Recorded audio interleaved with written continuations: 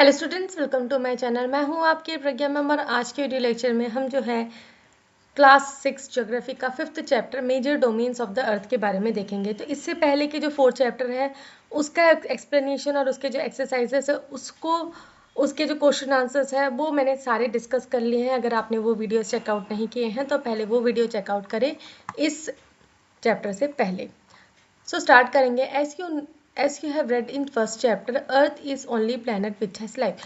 तो हमने first chapter में ही देख लिया था अर्थ क्या है, एक अलौता प्लैनेट है हमारे सोलार सिस्टम में जहाँ पे लाइफ सस्टेन कर सकता है, मतलब जहाँ पे जिंदगी है, लाइफ है। Human beings can live here because the life sustaining elements of land, water and air are present on the earth। तो हमारा जो ह्यूमन बींग्स है, ह्यूमन बींग्स ही नहीं और बाकी जो भी मतलब यहाँ पे हमारी धरती पे रहते हैं, चाहे वो छोटे से छोटे कीड़ा हो, छोटे से छोटे सेल्स हो, हर किसी के लिए जो लाइफ सस्टेनिंग एलिमेंट्स क्या है, लैंड, वाटर और एयर, और ये प्रेजेंट है अर्थ में। इसीलिए जो है ह्यूमन बींग्स जो है यहाँ पे अर्थ में है। The surface of the earth is complex zone in which three main components of the environment meet, overlap and interact। तो यहाँ पे जो सरफेस अर्थ है, अर्थ का जो सरफेस है जहाँ पे हम रहते हैं, जहाँ पे हमारा घर बना हुआ है, जहाँ पे गार्डन रहता है, तो जो अर्थ का सरफेस है ये क्या है, एक बहुत ही कॉम्प्लेक्स जोन है। कॉम्प्लेक्स जोन मतलब एक पेचीदा जगह है जहाँ पे थ्री मेन कंपोनेंट्स जो है कौन सा लैंड, वाटर और एयर जो है वो इंटरेक्ट करते हैं, ओवरलैप करते हैं एनवायरनमेंट के साथ में, जिससे जो है लाइफ पॉसिबल होता है। तो 3 कंपोनेंट्स क्या है। फर्स्ट हम the solid portion of the earth on which we live is called lithosphere. तो जो अर्थ का सॉलिड पोर्शन है जहाँ पे हमारा घर है, पार्क है, जहाँ पे हम रहते हैं, इसे क्या कहा जाता है, लिथोस्फीयर। तो लिथो का मतलब होता है स्टोन, लिथो का मतलब होता है स्टोन। तो next, the gaseous layer that surrounds the earth is called atmosphere where oxygen, nitrogen, carbon dioxide and other gases are found। तो जो गैसियस लेयर है, गैसियस मतलब गैस, ठीक है, जिसे हम छू नहीं सकते, ठीक है, जो पदार्थ है जिसको हम छू नहीं सकते, सिर्फ महसूस करते हैं। तो ये जो गैस की लेयर है जो अर्थ को सराउंड करती है, मतलब अर्थ के चारों ओर, जो अर्थ का जो गोलाकार है उसके चारों ओर जो लेयर है, गैसियस लेयर जो है, उसे क्या कहा जाता है, एटमॉस्फेयर। तो एटमॉस्फेयर में बहुत सारी गैसेस होती है, जिसमें एग्जांपल दिया ऑक्सीजन जो हम अंदर ऑक्सीजन लेते हैं, कार्बन डाइऑक्साइड जो हम बाहर निकालते हैं, वो गैस है। तो ये 2 गैस बहुत ही इंपॉर्टेंट है हमारे लिविंग के लिए। तो ऐसे ही बहुत सारी गैसेस है, नाइट्रोजन है, हीलियम है, बहुत सारी गैसेस है। तो water covers a big area of the earth surface and this area is called hydrosphere. तो वाटर जो है बहुत ही बड़ा एरिया जो अर्थ का कवर करता है, अप्रॉक्स 90%। तो ये जो एरिया है इसे क्या कहा जाता है, हाइड्रोस्फीयर कहा जाता है। The hydrosphere comprises water in all it's form, that is ice, water and water vapour. तो हाइड्रोस्फीयर में सारे जो पानी के फॉर्म है वो इंक्लूड होते हैं, चाहे वो आइस कहाँ होती है, ठंडी जगह में होती है, पानी हो गया या वाटर वेपर हो गया, ये सारा जो है हाइड्रोस्फीयर में आता है। तो एटमॉस्फेयर, एटमॉस का मतलब होता है वाटर, वेपर, एटमॉस का मेयर होता है, मतलब होता है वाटर। हाइड्रोर का मतलब होता है हाइड्रोस्फीयर, हाइड्रोर का मतलब होता है वाटर। बायो का मतलब होता है लैंड। तो the biosphere is a narrow zone where we find land, water and air together which contain all forms of life. तो बायोस्फीयर क्या है, एक नैरो जोन है जहाँ पे हम लैंड, वाटर, एयर मिल के जो है सारे लाइफ को सस्टेन करते हैं। तो सबसे पहले हमको क्या देखना है, लिथोस्फीयर के बारे में देखना है।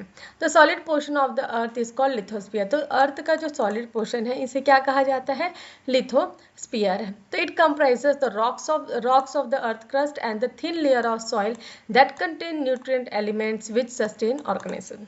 तो ये जो सॉलिड पोर्शन है अर्थ का, ठीक है, अर्थ का जो सॉलिड पोर्शन है जिसको हम छू सकते हैं, जिसके ऊपर हम रहते हैं, जिसको हम महसूस कर सकते हैं, तो ये जो सॉलिड पोर्शन है इसे क्या कहा जाता है, लिथोस्फीयर कहा जाता है। तो लिथोस्फीयर के अंदर क्या होते हैं, जो भी रॉक्स हैं अर्थ क्रस्ट में, अर्थ क्रस्ट मतलब अर्थ का जो ऊपरी भाग है उसे अर्थ क्रस्ट कहा जाता है।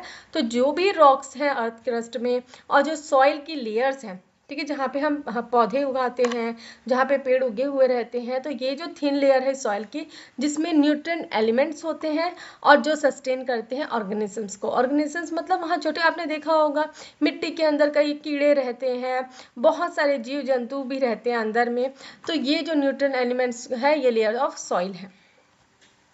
तो there are two main divisions of the earth surface. तो अर्थ सरफेस जो है, जो लिथोस्फीयर है, उसको दो भाग में डिवाइड किया गया है। ठीक है, डिवीजन मतलब डिवाइड, भाग करना। तो the large land masses are known as continent. तो बड़े बड़े जो लैंड मास हैं, लैंड मासेस मतलब जो लैंड का टुकड़ा है, धरती का टुकड़ा है, ठीक है, जमीन का टुकड़ा है, उसे क्या कहा जाता है, continent. And the huge water bodies are called ocean basins. तो जो बहुत बड़े बड़े जो पानी के वाटर बॉडीज हैं, पानी का जो जगह है, उसे क्या कहा जाता है, ओशन बेसिन।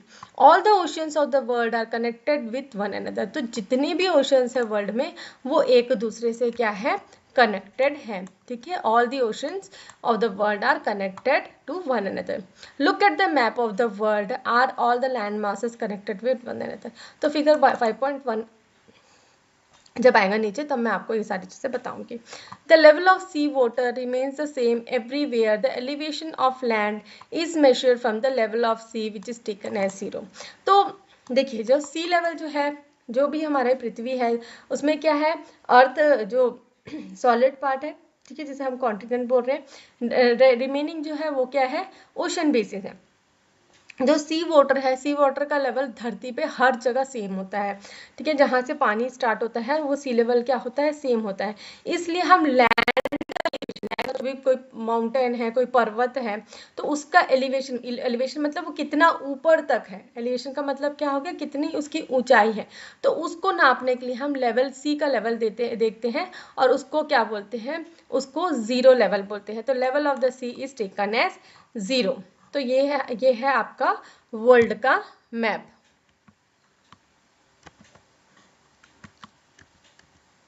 ये है हमारा वर्ल्ड का map.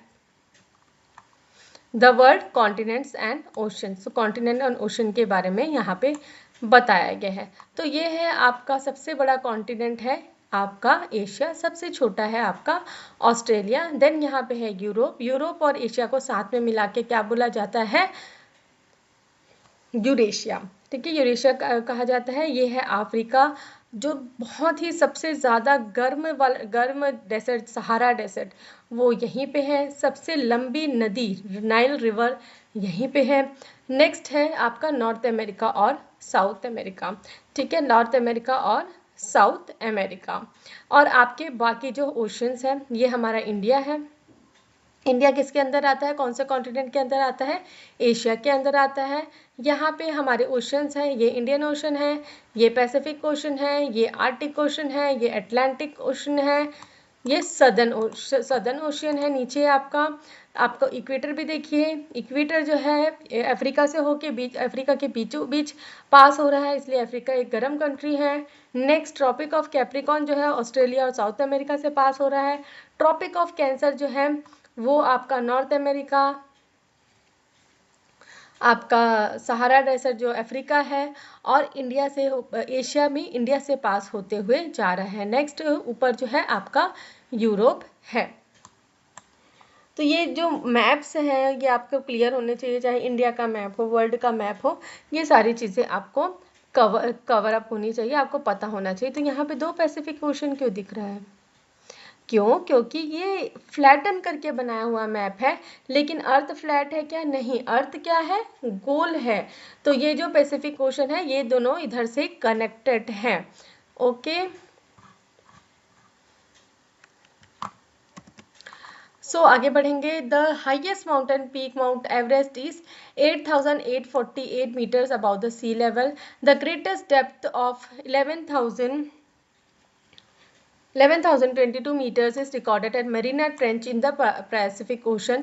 Could you imagine the depth of the sea is much more than the highest point? तो यहाँ पे देखिए, जो हाईएस्ट माउंटेन पीक, जो हाईएस्ट माउंटेन है, पहाड़ है, वो कौन सा है, माउंट एवरेस्ट है। और उसकी ऊंचाई कितनी है, 8,848 मीटर्स है अबाउ द सी लेवल। ठीक है, हमने अभी देखा कि सी लेवल से हम नापते हैं क्योंकि सी लेवल क्या है, सेम होता है हर जगह। और ग्रेटेस्ट डेप्थ, सबसे गहरा, ठीक है, सबसे गहरी जो जगह है वो क्या है, मराइना ट्रेंच। ठीक है, वो कहाँ पे है, पैसिफिक ओशन में है। और इसकी गहराई कितनी है, 11,022 मीटर्स। नेक्स्ट हमको देखना है कॉन्टिनेंट्स। कॉन्टिनेंट से पहले एक डू यू नो जो यहाँ पे दिया हुआ है इसको देख लेते हैं। तो एडमंड हिलेरी, ठीक है, क्या नाम है इनका, एडमंड हिलेरी न्यूजीलैंड से थी, एंड तेंजिंग नॉर्वे शिरपा इंडिया। ठीक है, ये तो दो लोग जो है वे are the first man to climb the highest mountain peak Mount Everest on the planet Earth on 29 May 1953। तो 29 मई 1953 में ये दोनों जो महान पुरुष है, एडमंड हिलेरी और तेंजिंग नॉर्वे शिरपा, ठीक है, एक न्यूजीलैंड से थे एक इंडिया से थे, ये दोनों ने जो ये हाईएस्ट माउंटेन पीक है उसे क्या है, उसकी चढ़ाई की और वहां ऊपर तक पहुंचे। Next, Junko Tabei Japan was the first women to reach the summit on 16 May 1975, the first Indian women. ठीक है, तो पहली महिला जो जिसने माउंट एवरेस्ट की चढ़ाई की वो कौन थी, जुंको तबी तभी। ठीक है, ये यहाँ पे कब पहुंची जो माउंट एवरेस्ट में, 16 मई 1975 में। और इंडिया की फर्स्ट वुमेन जो है वो 23 मई 1984 में इन्होंने चढ़ाई की, इनका नाम है बचेंद्री पाल। नेक्स्ट हमको देखना है कॉन्टिनेंट्स के बारे में। तो there are 7 major continents, this are separated by large bodies, water bodies. तो जैसे कि अभी हमने मैप में देखा कितनी कॉन्टिनेंट्स है, 7 मेजर कॉन्टिनेंट्स हैं। ठीक है, कौन से कॉन्टिनेंट्स हैं हमारे, तो they are separated by large water bodies. और ये जो कॉन्टिनेंट्स हैं ये वाटर बॉडीज से क्या है, अलग हुए हैं। तो कितने सारे हैं हमारे, 7 कॉन्टिनेंट्स हैं। सबसे बड़ा Asia, Europe, Africa, north America, south America, Australia और एंटार्क्टिका, 7। ठीक है, याद बिल्कुल अच्छे से रखेंगे। Look at the map of the world figure 5.1 and notice that the greatest part of the land mass light in the northern hemisphere. तो यहाँ पे हम ये मैप में देख सकते हैं जो ज़्यादातर जो लैंड मास है वो कहाँ पे है, नॉर्दर्न हेमिस्फीयर में है। सदर्न हेमिस्फीयर में लैंड मासेस क्या है, कम है। ठीक है, ये इक्वेटर से ऊपर नॉर्दर्न हेमिस्फीयर, इक्वेटर से नीचे सदर्न हेमिस्फीयर। तो आपके जो बड़े बड़े कॉन्टिनेंट्स हैं, नॉर्थ अमेरिका, यूरोप, एशिया, ये मैक्सिमम इनका पार्ट हो गया। अफ्रीका का भी हाफ पार्ट हो गया। ये कहाँ पे है, आपके नॉर्दर्न हेमिस्फीयर में है। Asia is the largest continent, it covers about 1/3 of the land mass of 1/3 of the total land area of the अर्थ। तो एशिया क्या है, सबसे बड़ा कॉन्टिनेंट है, सबसे बड़ा कॉन्टिनेंट है। और ये कितना एरिया कवर करता है, 1/3 of the total land area of the अर्थ। तो अर्थ का जितना भी एरिया है तो उसका 1/3 जो है वो एशिया में है। The continent lies in the eastern hemisphere. तो ये जो कॉन्टिनेंट है ये कहाँ पे है, ईस्टर्न हेमिस्फीयर में। अब ये नया टर्म कैसे आ गया, ठीक है, कोई सोचा है ऐसा, क्यों, क्योंकि यहाँ पे ये देखिए ये जो आपका है ऊपर का जो है ये क्या है, आपका नॉर्दर्न हेमिस्फीयर। ठीक है, और इसके जो इस तरफ है इसलिए इसे क्या कहा जा रहा है, ईस्टर्न हेमिस्फीयर कहा जा रहा है। The Tropic of Cancer passes through this continent. तो हमने जैसे कि देखा जो ट्रॉपिक ऑफ कैंसर है वो यहाँ से पास होता है, इस कॉन्टिनेंट से पास होता है। Asia is separated from Europe by Ural mountains on the west. The combined land masses of Europe and Asia is called Eurasia. ठीक है, तो यहाँ पे यूरोप और एशिया जो है ये यूरल माउंटेन्स है उससे सेपरेट होते हैं। और यूरोप और एशिया को एक साथ क्या कहा जाता है, यूरेशिया कहा जाता है। Next is Europe is much smaller than Asia, the continent lies to the west of Asia. तो जैसे कि अभी हमने देखा यूरोप जो है वो एशिया से थोड़ा काफ़ी छोटा है और ये कॉन्टिनेंट कहाँ है, वेस्ट, एशिया के वेस्टर्न डायरेक्शन में है। The Arctic circle pass through it, it is bound by water bodies on 3 sides. Look at the map of the world and locate it. ठीक है, तो यहाँ पे हम अब ठीक, ये आपका है यूरोप। तो ये देखिए यहाँ पे से बस जो है यहाँ पे से जो है ये लैंड मास से कवर्ड है और अदरवाइज जो है यहाँ पे ये पूरा जो है वाटर बॉडी से पास ऑन हो रहा है। और आपकी बात थोड़ी अस्पष्ट लग रही है, क्या आप कृपया।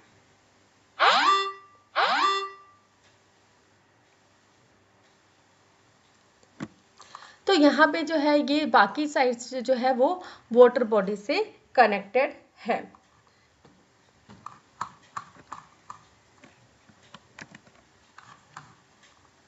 नेक्स्ट हमको अफ्रीका देखना है। तो Africa is the second largest continent after Asia. तो एशिया के बाद जो बड़ा कॉन्टिनेंट है सेकेंड नंबर में वो क्या है, अफ्रीका है। The equator of 0 degree latitude runs almost through the middle of the continent. A large part of Africa lies in the northern hemisphere. ठीक है, तो देखिए अफ्रीका जो है सेकेंड लार्जेस्ट कॉन्टिनेंट है। इक्वेटर और 0 डिग्री लैटिट्यूड जो है वो मिडल से पास ऑन होता है इस कंट्री के। लार्ज पार्ट जो एशिया का जो बहुत बड़ा पार्ट है वो नॉर्दर्न हेमिस्फीयर में है। Look at figure 5.1, you will find that it is the only continent through which Tropic of Cancer, equator and Tropic of Capricorn passes. तो ये इकलौता ऐसा कॉन्टिनेंट है जिससे ट्रॉपिक ऑफ कैंसर, इक्वेटर और ट्रॉपिक ऑफ कैप्रिकॉर्न पास होता है। तो यहाँ पे हम ये अफ्रीका, ठीक है, अफ्रीका देखिए मैक्सिमम जो है ये पानी से घिरा हुआ है। ठीक, जैसे कि अभी हमने देखा ट्रॉपिक ऑफ कैंसर, इक्वेटर और ट्रॉपिक ऑफ कैप्रिकॉर्न यहाँ से पास ऑन होता है। ठीक है, रिवर नाइल यहाँ है, सहारा डेजर्ट यहाँ है, माउंट एटलस यहाँ है और दरकेशनबर्ग माउंटेन भी यहाँ है। ठीक है, हमने ये सारी चीजें डिस्कस कर ली। Next Sahara desert. ठीक है, अभी मैंने आपको दिखाया the world's largest hot desert is located in Africa. The continent is bound on all sides by oceans and sea. ठीक है, तो हमने अभी मैंने आपको बताया जो वर्ल्ड का हॉटेस्ट जो डेजर्ट है, लार्जेस्ट और हॉटेस्ट, ठीक है, तो ये कहाँ, सहारा डेजर्ट कहाँ है, अफ्रीका में है। और ये कॉन्टिनेंट जो है वो मैक्सिमम साइड से ओशन और सी से घिरा हुआ है। Look at the world map figure 5.1, you will notice that the world's longest river, जैसे कि अभी मैंने आपको बताया जो वर्ल्ड की सबसे लंबी नदी है, क्या नाम है इस नदी का, रिवर नाइल। ठीक है, जो रिवर नाइल है वो अफ्रीका में बहती है। और notice where the equator, Tropic of Cancer and Tropic of Capricorn pass in the map of Africa. तो ये चीज अभी हमने देख ली है। नेक्स्ट हमको नॉर्थ अमेरिका के बारे में देखना है। तो North America is the third largest continent of the world. It is linked to South America by an very narrow strip of land called Isthmus of Panama. The continent lies completely in the northern and western hemisphere. Three oceans surround this continent. Can you name this oceans? तो जो north America है ये क्या है, third largest continent है और ये क्या है, साउथ अमेरिका से लिंक्ड है। एक वेरी नैरो, मतलब एक बहुत ही नैरो, मतलब एकदम सकरा स्ट्रिप ऑफ लैंड, ठीक है, सकरे लैंड से ही कनेक्टेड है साउथ अमेरिका के साथ में, और इसे क्या कहा जाता है, इस्थमस ऑफ पनामा कहा जाता है। और ये कॉन्टिनेंट कहाँ है, पूरी तरीके से नॉर्दर्न हेमिस्फीयर और वेस्टर्न हेमिस्फीयर में। तो ये है हमारा नॉर्थ अमेरिका। नॉर्थ अमेरिका जो है ट्रॉपिक ऑफ कैंसर यहाँ से पास आउट होता है। ये जो है इसे ही क्या कहा जाता है, इस्थमस ऑफ पनामा।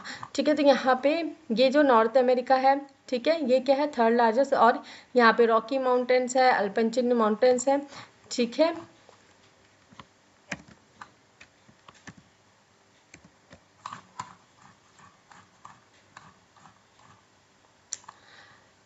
ठीक, यहाँ तक हमने देख लिया। नेक्स्ट है हमारा साउथ अमेरिका।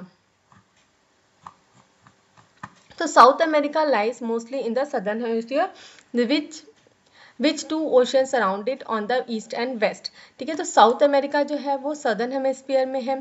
ठीक है, तो oceans around it on the east and west. The Andes, world's longest mountain range, runs through its length from north to south. Figure 5.1. South America has the world's largest river Amazon. ठीक है, तो longest river river Nile है और largest river क्या है, river Amazon है। तो हम साउथ अमेरिका में फिर से मैप में चलते हैं और फिर से साउथ अमेरिका को देखते हैं।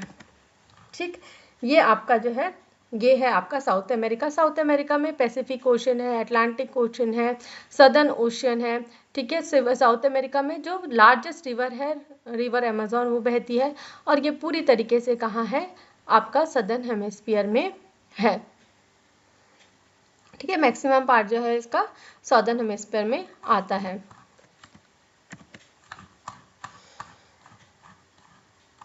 Next is Australia. So Australia is the smallest continent that lies entirely in the southern hemisphere. It is surrounded on all sides by oceans and seas and it is called island continent. तो Australia जो है सबसे छोटा continent है और ये पूरी तरीके से जो है वो ओशंस और सी से घिरा हुआ है और ये पूरी तरीके से साउदर्न हेमिस्फीयर में लाई करता है।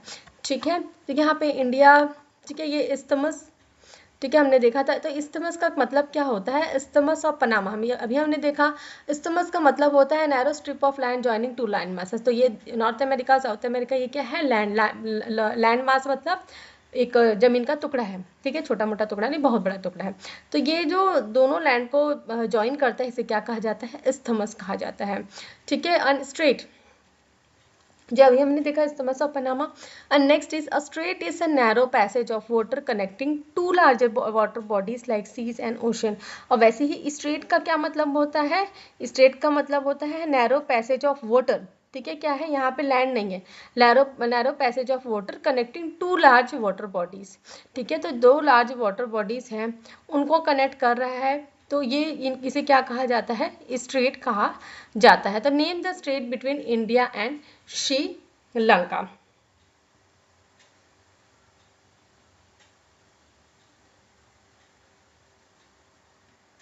ठीक है, तो हमको यहाँ पे पता करना है कि जो ये स्ट्रेट है इंडिया और श्रीलंका के बीच में, इसे क्या कहा जाता है? इसे पाक स्ट्रेट कहा जाता है, PALK, पाक स्ट्रेट। नेक्स्ट हमको अंटार्कटिका के बारे में देखना है। तो Antarctica completely in southern hemisphere. कहाँ है Antarctica? Completely in southern hemisphere. ठीक है, ये जो है ये पूरी तरीके से सदर्न हेमिस्फीयर में है। So completely in southern hemisphere is a huge continent, बहुत बड़ा कॉन्टिनेंट है। The South Pole lies almost at the centre of this continent as it is located in the southern polar region. It is completely covered with thick ice sheets. There are no permanent human settlements. Many countries have research stations in Antarctica. India also has research stations there. They are named as मैत्री and दक्षिण गंगोत्री। तो Antarctica जो है completely southern hemisphere में, south pole जो है इसके बीचों बीच में है। ठीक है, तो ये जो it is located in southern polar region, तो ये सदर्न पोलर रीजन है वहाँ पे है। और यहाँ पे हमेशा जो है क्या है? बर्फ, थिन बर्फ नहीं, थिक मतलब पूरी तरीके से ये बर्फ की चादर पे, बर्फ की शीट्स जो है उस तरीके से जो है पूरा ये कवर्ड रहता है 12 महीने।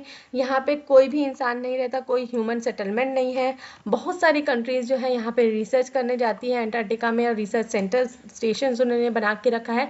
तो इंडिया के भी 2 रिसर्च स्टेशन है, उनका क्या नाम है? मैत्री एंड दक्षिण गंगोत्री। तो यहाँ पे हमने काफ़ी सारी चीज़ें जो है, हमने लैंड मासेस के बारे में, लिथोस्फीयर जो है उसके बारे में हमने देख लिया, कॉन्टिनेंट्स ओशंस के बारे में देख लिया, इस्थमस स्ट्रेट के डिफरेंस देख लिए।